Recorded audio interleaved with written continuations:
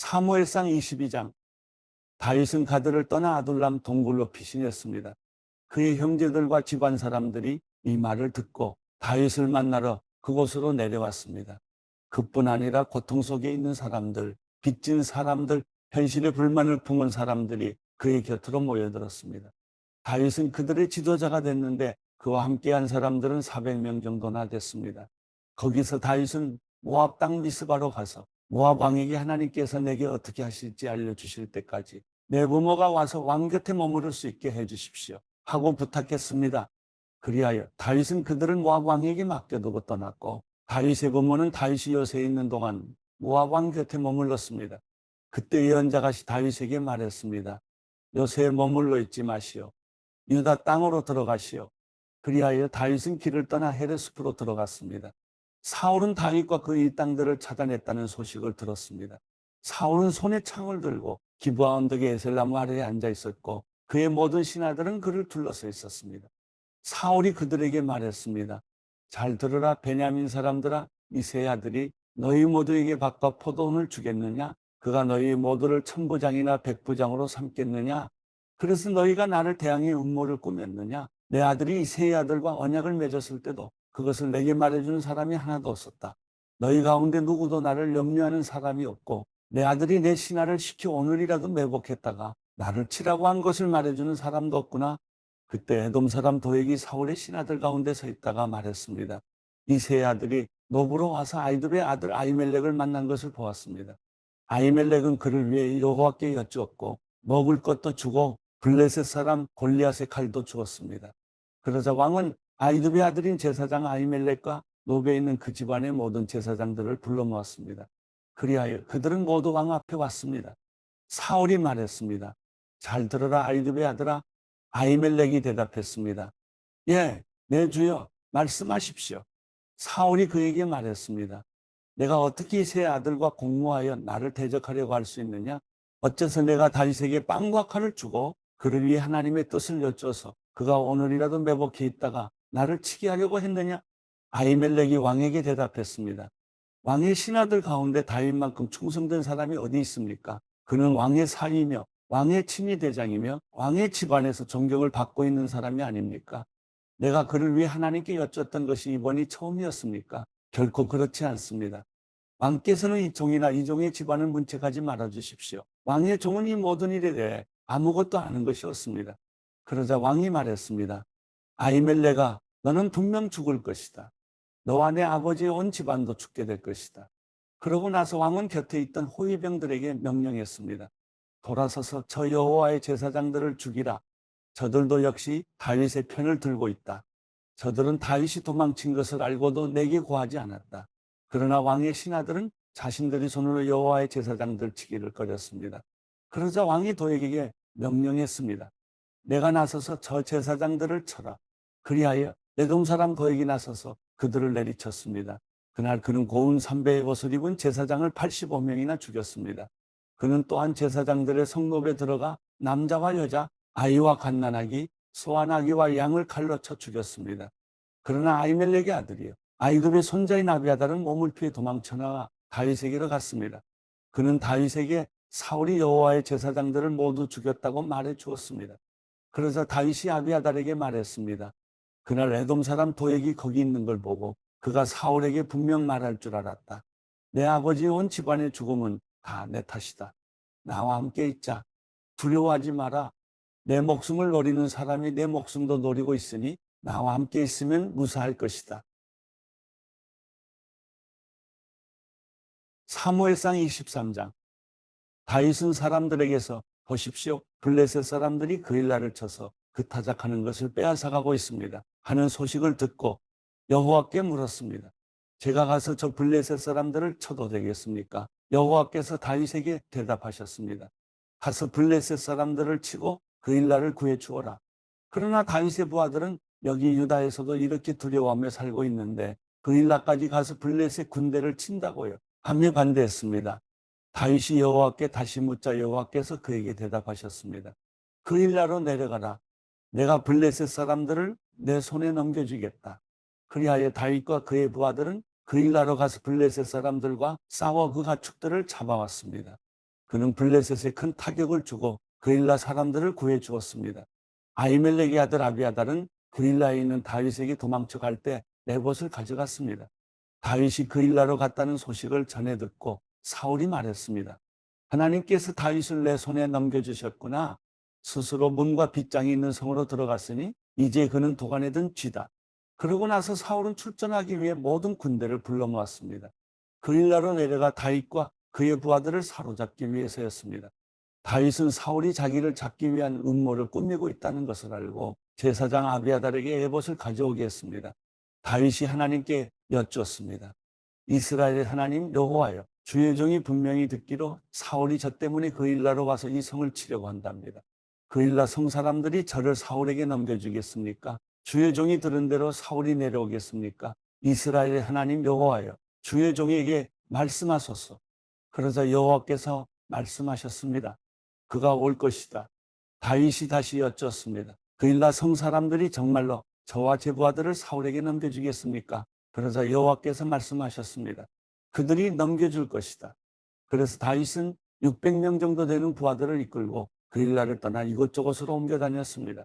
사울은 다윗이 그일라에서 떠났다는 말을 듣고 출전하려다가 그만뒀습니다. 다윗은 광야에서 머물기도 하고 광야의 언덕에도 있었습니다. 사울은 날마다 다윗을 찾아다녔지만 하나님께서는 다윗을 사울의 손에 넘겨주시지 않았습니다. 다윗이 광야의 호레스에 있을 때 사울이 자기 목숨을 빼앗으러 왔다는 이야기를 들었습니다. 그때 사울의 아들 요나단이 호레스로 다윗을 찾아와서 하나님 안에서 힘을 얻을 수 있도록 격려해 주었습니다. 요나단이 말했습니다. 두려워하지 말게. 내 아버지 사울은 자네에게 손도대지 못할 걸세. 자네는 이스라엘을 다스릴 왕이 될 걸세. 나는 자네 다음이지. 내 아버지 사울 왕도 다 알고 있는 일이네.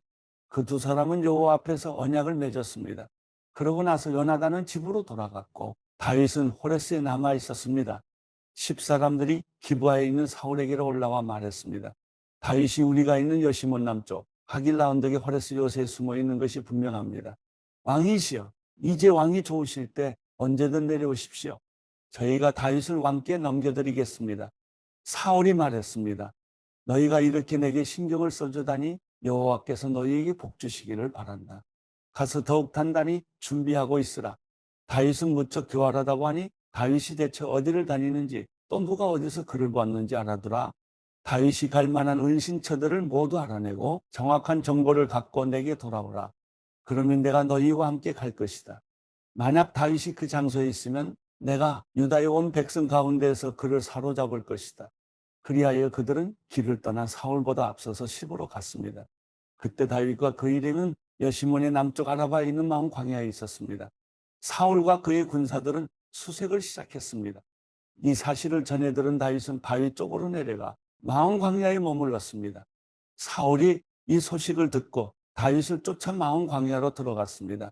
사울은 산지 한쪽 편을 따라가고 있었고 다윗과 그 일행은 사울을 피해 다른 한쪽 편으로 서둘러 도망치고 있었습니다. 사울과 그의 군대가 다윗과 그 일행을 잡으려고 에워싸며 다가올 때 전령이 사울에게 와서 말했습니다. 빨리 가셔야겠습니다. 블레셋 사람들이 땅을 모두 차지하려 하고 있습니다. 그래서 사울은 다윗 쫓는 것을 포기하고 블레셋 사람들을 맞아 싸우려고 돌아갔습니다. 그리하여 이곳을 셀라하는 곳이라고 부르게 됐습니다. 다윗은 그곳을 떠나 엔게디 요새에서 살았습니다. 사무엘상 24장. 블레셋 사람들과 싸우러 나갔다가 돌아온 사울은 다윗이 엔게디 광야에 있다는 소식을 듣게 됐습니다. 그래서 사울은 온 이스라엘에서 뽑은 3,000명의 군사들을 이끌고 다윗과 그 일행들을 찾기 위해 드령소바위 근처로 갔습니다. 사울은 길가에 있는 양우리에 이르게 됐습니다. 그곳에는 동굴이 하나 있었는데 사울이 용변을 보려고 거기 들어갔습니다. 그 동굴 안쪽에는 다윗과 그의 일행이 숨어 있었습니다. 다윗의 부하들이 말했습니다. 오늘이야말로 여호와께서 내가 내 원수를 내 손에 넘겨줘 내 마음대로 하도록 하리라 라고 말씀하신 그날인가 봅니다. 그러자 다윗은 살그머니개가 사울의 겉옷 한 자락을 잘라냈습니다. 다윗은 사울의 옷자락을 잘라낸 것조차도 마음에 걸렸습니다. 다윗은 자기 부하들에게 말했습니다. 내 손을 들어 여호와께서 기름 부어 세우신 내 주인을 치는 일은 여호와께서 금하신 일이다. 그는 여호와께서 기름 부어 세우신 왕이다. 다윗은 이런 말로 자기 부하들을 나무라며 그들이 사울을 공격하는 것을 허락하지 않았습니다. 사울은 동굴을 떠나 자기 길로 갔습니다. 그러자 다윗은 동굴에서 나와 사울에게 외쳤습니다. 내 주 왕이시여.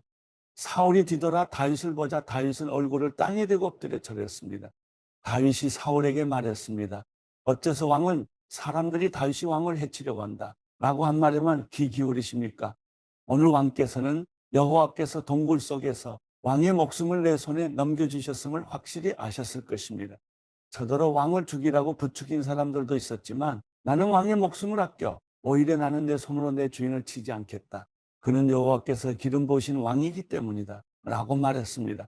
내 아버지여 보십시오. 내 손에 있는 왕의 이 옷자락을 보십시오. 내가 왕의 옷자락을 잘라냈지만 왕을 죽이지는 않았습니다. 그러니 내가 왕께 잘못을 저지르거나 반역한 것이 아니라는 것을 알아주십시오. 왕은 내 목숨을 빼앗으려고 찾아다니시지만 나는 왕께 죄를 짓지 않았습니다. 여호와께서 왕과 나 사이를 판단하셔서 내 억울함을 직접 풀어주시기 바랍니다. 그러나 나는 왕께 손대지 않을 것입니다. 속담에 악한 사람에게서 악한 행동이 나온다고 했으니 나는 왕을 해치지 않을 것입니다. 이스라엘의 왕이 누구를 잡으러 나온 것입니까? 왕이 누구를 쫓는 것입니까? 죽은 개나 벼룩을 쫓는 것과 같습니다. 여호와께서 우리 재판관이 되셔서 우리 사이를 판단해 주시기 바랍니다. 그분이 내 사정을 살피시고 나를 왕의 손에서 구해내시기 바랍니다. 다윗이 이 말을 마치자 사울이 내 아들 다윗아 내 목소리가 아니냐라고 말하며 큰 소리로 울었습니다.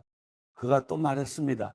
나는 너를 못살게 굴었는데 너는 내게 이렇게 좁게 대하니 내가 나보다 의롭구나. 내가 방금 내게 말해준 것처럼 여호와께서 내 손에 나를 넘겨주셨는데도 너는 나를 죽이지 않았다. 사람이 자기 원수를 만났는데 누가 해치지 않고 그냥 보내주겠느냐? 오늘 내가 내게 한 일로 여호와께서 내게 상 주시기를 바란다. 나는 내가 분명 왕이 될 것이고 이스라엘 왕국이 내 손에 세워지리라는 것을 알고 있다. 지금 여호와의 이름으로 내게 맹세하여라. 내가 내 자손들을 끊어버리지 않고 내 이름을 내 아버지의 집안에서 지우지 않겠다고 말이다. 다윗은 사울에게 그대로 맹세했습니다. 그래서 사울은 궁으로 돌아갔고 다윗과 그의 부하들은 요새로 올라갔습니다.